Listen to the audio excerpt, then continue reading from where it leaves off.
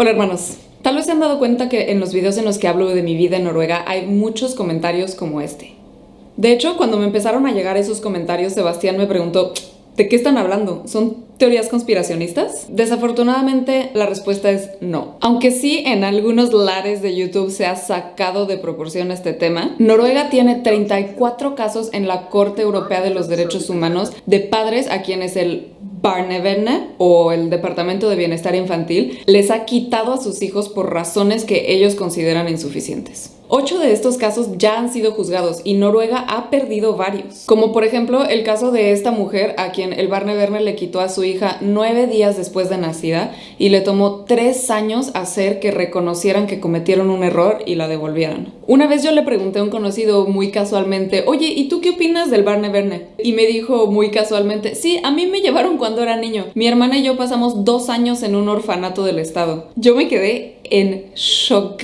Cuando le pregunté por qué, me dijo que era porque su mamá tenía muy poco dinero y tenían que dormir todos en un cuarto y la casa estaba en súper mal estado. Al parecer, al asistente social le pareció suficiente eso para llevarse a los niños. Él dice que para él fue mucho más traumático estar en un orfanato que haberse quedado en casa de su mamá, aunque sí las condiciones estaban muy mal. Todo esto suena muy alarmante, pero es importante reconocer que estos casos son súper complicados y que muchas veces es muy difícil entender cuándo un niño corre peligro en casa de sus padres. Entonces, ¿qué está pasando aquí? ¿Por qué es tan agresivo el Barnevernet? ¿Cómo funciona el sistema? ¿Por qué tantos casos han llegado hasta Estrasburgo? Y todo esto, como sugieren los comentarios, ¿significa que Noruega es un mal lugar para tener hijos? De eso se va a tratar mi video de hoy. Si te interesa ver más videos como este de cómo funcionan cosas en diferentes países alrededor del mundo, suscríbete, parientes vagantes. Entonces, primero, ¿por qué es tan agresivo el Barnevernet? La Organización Mundial de la Salud estima que 1 de cada 8 niños alrededor del mundo han sufrido de algún tipo de abuso infantil. Y como he dicho muchas veces en este canal, los güeros no son seres mágicos que no caen en las estadísticas. Aquí la gente también abusa de sus hijos. La única diferencia es que aquí el Estado toma un rol muy proactivo para intentar evitar que esto suceda. A diferencia de muchos países alrededor del mundo en donde el abuso infantil es súper común y nadie hace nada al respecto. La cultura noruega ve sí a los hijos como los hijos de la familia, pero también como los hijos de la sociedad, y reconoce que el desarrollo y el bienestar infantil son importantísimos para tener una sociedad próspera. Y en línea con esta manera de pensar, tienen una institución infantil que es muy robusta y presta muchos servicios a las familias. De hecho, la gran mayoría de lo que hace el Barnevernet es apoyar a los niños a través de darle apoyo a sus padres. Por ejemplo, si eres una madre soltera con 3 hijos a la que le está costando mucho trabajo trabajar y además encargarse de 3 niños sola, puedes ir al Barnevernet y pedir ayuda y ellos te van a, por ejemplo, conseguir un psicólogo y conseguir una familia que pase los domingos con tus hijos para que tú te puedas concentrar en lavar la ropa, hacer la comida para la semana, etc. Si le preguntas a muchos noruegos qué opinan del Barnevernet, te van a decir que en la gran mayoría de los casos hacen un buen trabajo, apoyan a los padres, evitan el abuso infantil y que los casos en los que han cometido errores son muy pocos. Para ponerlo en perspectiva, se estima que un 3% de los niños en el país reciben algún tipo de asistencia del Barnevernet y de estos solamente 1/4 parte son niños cuyos padres se les ha quitado la custodia. Y es importante mencionar que todavía de esa 1/4 parte, muchos de esos casos son niños que de verdad sufrían de abuso infantil.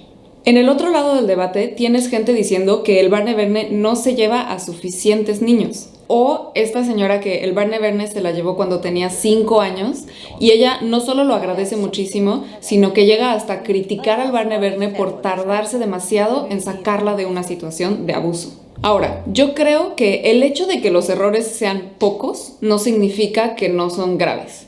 Pero quiero mencionar esta cuestión de las proporciones para responder a todos los comentarios que me llegan diciendo que si no tengo miedo de tener hijos aquí. Sí tengo miedo de tener hijos, pero no por el Barnevernet. Como yo lo veo, las posibilidades de que te quiten a tu hijo por error son súper bajas. Tan bajas que para mí no es algo por lo que vale la pena preocuparse. Y por otra parte, Noruega tiene uno de los sistemas con más apoyo a los padres en todo el mundo. Pero habiendo dicho eso, si el Barnevernet funciona tan bien, ¿por qué hay tantos casos en la Corte Europea de los Derechos Humanos en Estrasburgo? Primero quiero decir que no cualquier caso puede llegar hasta este punto. Los casos tienen que pasar por muchos pasos antes de poder ser evaluados por esta corte, lo que significa que estos 34 casos tienen cierto nivel de seriedad y mérito.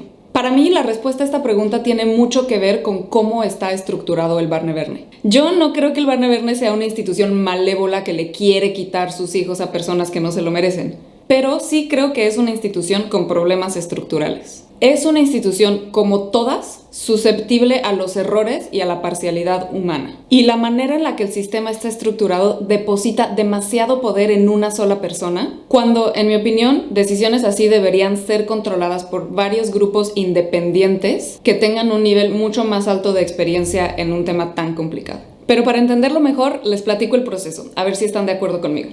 Y si no, ya saben, pónganlo en los comentarios. Lo primero que tiene que suceder para que el Barneverne pueda llevarse un niño es que alguien tiene que poner un bekymringsmelding, que traducido es básicamente un reporte de preocupación. Y esto lo puede hacer cualquier persona que vea señales de que un niño está siendo abusado. Por lo general, los que hacen estos reportes son maestros, pero pueden ser otros padres de familia, por ejemplo. Para mí, este primer paso está bien. Yo creo que debería ser muy fácil sonar la primera alarma para no correr el riesgo de que haya niños que están siendo abusados y que pase desapercibido. Y por lo general, habiendo varios maestros en la familia de Simen, tengo que decir que sé que los maestros que hacen estos reportes se lo toman muy en serio. El problema que yo tengo es con el paso siguiente. Una vez que alguien reporta, se abre un caso y se le asigna a un trabajador social. Este trabajador social es responsable de seguir el caso y de decidir si es necesario llevarse un niño de manera urgente. La ley no dicta que estos trabajadores tengan que tener una educación especializada en psicología infantil o profesiones equivalentes. De hecho, el 10% de estos trabajadores ni siquiera tienen una carrera universitaria y el otro 90% sí tiene un bachelor's, pero no necesariamente en un campo relevante. Para mí, esta es la primera luz roja. Yo opino que si vamos a depositar tanto poder en una persona, debería ser una persona súper capacitada para lidiar con temas tan complicados. Siguiente paso. Si este asistente social decide que es necesario llevarse a un niño, el fylkesman o gobernador municipal tiene que aprobar la decisión.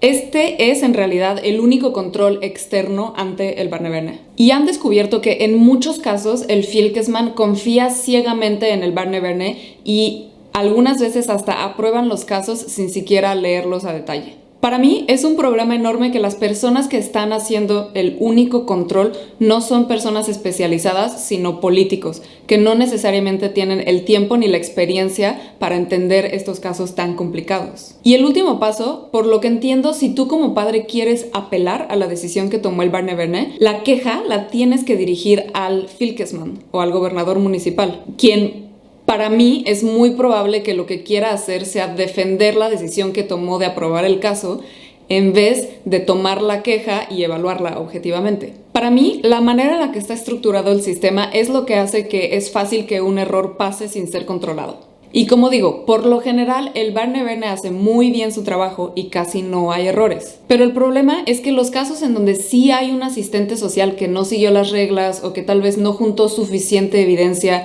de que hubo un abuso o que tal vez dejó que sus prejuicios personales nublaran su visión del caso, no tienen gente experta controlándolos. Y ya el último problema estructural que quiero mencionar con el Barneverne es que es una institución municipal y cada municipalidad decide cómo lo va a estructurar, lo que ha resultado en diferencias enormes entre las decisiones de un Barneverne en un municipio contra otro municipio.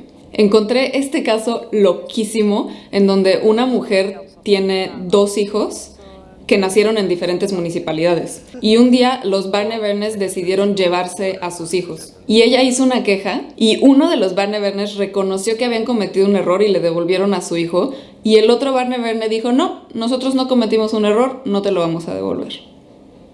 Entonces, en respuesta a todos los comentarios que he recibido, es un tema bien complicado. Personalmente, yo sí creo que es preocupante que Noruega tenga tantos casos en la Corte Europea de los Derechos Humanos. Y no creo que sea algo que se pueda descartar diciendo, no, pues el Barneverne hace su trabajo bien el 99% del tiempo. Independientemente de si eso es cierto o no, los casos en donde hubo errores fueron violaciones de los derechos humanos. Y Noruega tiene la obligación de responder a esos casos y de reestructurar su sistema de manera que eso no siga sucediendo.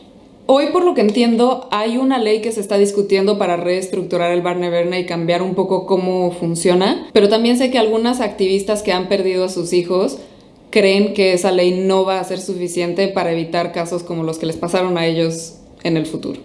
Pero por otra parte, si queremos tener una conversación balanceada al respecto, tenemos que reconocer que Noruega es uno de los países que más acciones toma para evitar el abuso infantil y que la gran mayoría de los casos en los que el Estado se ha llevado a un niño ha sido para protegerlo. Y eso no solo deberíamos respetarlo, sino admirarlo en otros países. Y ya más allá de la polémica política del Barnevernet, yo quiero reconocer que no solo no tendría miedo de tener hijos en Noruega, sino que opino que Noruega es uno de los mejores lugares en el mundo para tener hijos. Aquí existen muchísimos apoyos, tanto para los niños como para los padres, que te aseguran que educar aquí a tus hijos va a ser más fácil que en otros lugares. Tienes, por ejemplo, 1 año de permiso de maternidad pagado. Los padres pueden tomarse 3 meses para estar con sus niños recién nacidos y si quieren hasta más. Si tienes problemas de depresión postparto o te sientes abrumada con la experiencia de tener hijos, puedes contar con que el Barnevernet te va a apoyar y te puede conseguir un psicólogo o algún otro tipo de apoyo. También puedes contar con que si tienes problemas familiares, vas a tener el apoyo del Barnevernet. Por ejemplo, para ir a terapias familiares y asegurarte de que tu hijo no crezca en un ambiente donde hay muchas peleas. En fin, la lista de apoyos es enorme y la posibilidad de que te quiten a tus hijos por una razón injustificada es muy, muy baja. Entonces sí quiero decir que para mí, aunque no tengo ningún plan de tener hijos pronto, Noruega es uno de los mejores lugares en el mundo para tener hijos a pesar del Barnevernet, pero sí, Noruega tiene que hacer algo con los errores que ha cometido el Barnevernet. Y ya, espero que eso signifique que no voy a recibir más comentarios odiándome porque no hablé del Barnevernet, o si recibo uno, mínimo les puedo mandar el link a este video. Esa es mi opinión. Creo que no hay que caer en los extremos y hay que tener un debate en el que se consideren las dos perspectivas y que se considere a detalle cómo funcionan las cosas antes de juzgarlas. Pero ya ahí tienen la información. Díganme qué opinan en los comentarios.